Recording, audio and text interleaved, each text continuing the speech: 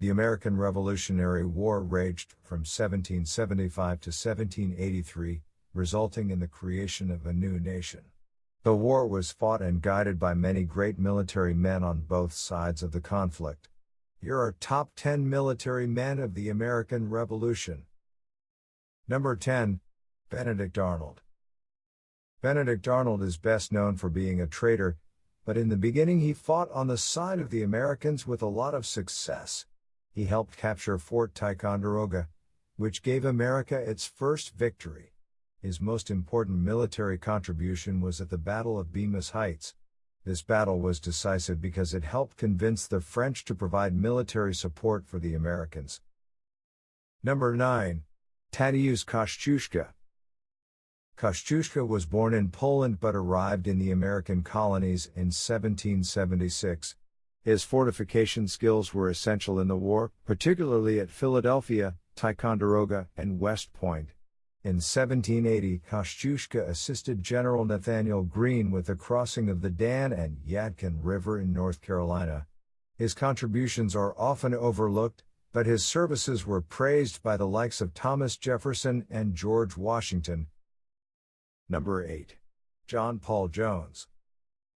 John Paul Jones joined the Navy and in 1779 he took command of the ship Bonhomme Richard. This was when he set sail for European waters to attack the enemy. He led a squadron to the North Sea and won a battle that will become his most famous, the Battle of Flamborough Head. His victory was a huge boost for the struggling American Navy. Number 7. Nathan Hale. When Nathan Hale joined the Continental Army, he quickly became captain. In 1776, Washington was seeking help in gathering intelligence on the enemy, and it was Hale who volunteered. Disguised as a Dutch schoolmaster, he made his way to New York City, but was captured. Before his execution, he said, "I only regret that I have but one life to lose for my country." His death made him an inspiration for others. Number 6. Israel Putnam. Israel Putnam was heavily involved in the Battle of Bunker Hill, and was considered one of the primary figures in the battle. Putnam's defiance and bravery had become a source for folklore, such as Putnam's escape from the British down Putz Hill. Additionally, he's credited with this famous line at Bunker Hill, "Don't one of you fire until you see the white of their eyes." Number 5. Charles Cornwallis. Charles Cornwallis is most known for his surrender at Yorktown. However, he also won several battles. One of his first victories happened at the Battle of Long Island, in which he helped defeat George Washington himself. Other victories include the Battle of Camden, which caused heavy American casualties, and the Battle of Guilford Courthouse, which Cornwallis won despite being outnumbered. Number 4. Henry Knox. Henry Knox witnessed the Boston Massacre and soon after joined the Boston Grenadier Corps. His contributions was his planning, such as the moving of 59 guns and mortars from Ticonderoga over 300 miles to Boston during the winter. Once there, Washington fortified the weapons at several positions around the city, forcing the British to retreat. When the war was over, he became America's first Secretary of War. Number 3. Marquess de Lafayette. One of the greatest French leaders to come out from the war was Marquess de Lafayette.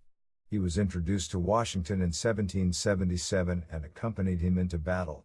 Eventually, he was given command of a division in the army.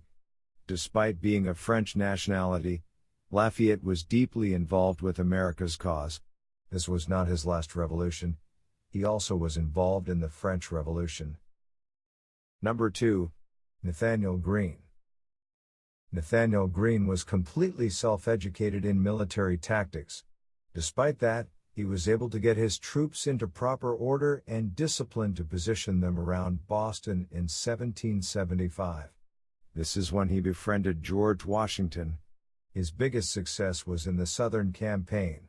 Greene conducted smaller, Southern-style attacks to exhaust and divide up his enemy. This tactic weakened British positions throughout the South, eventually driving them out. Number 1. George Washington. Number 1 on this list really isn't a shocker. George Washington was the top choice for the office of commander due to his experience, charisma, and passion.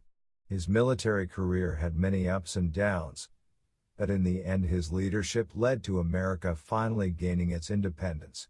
It's no wonder why he became the first president of the United States,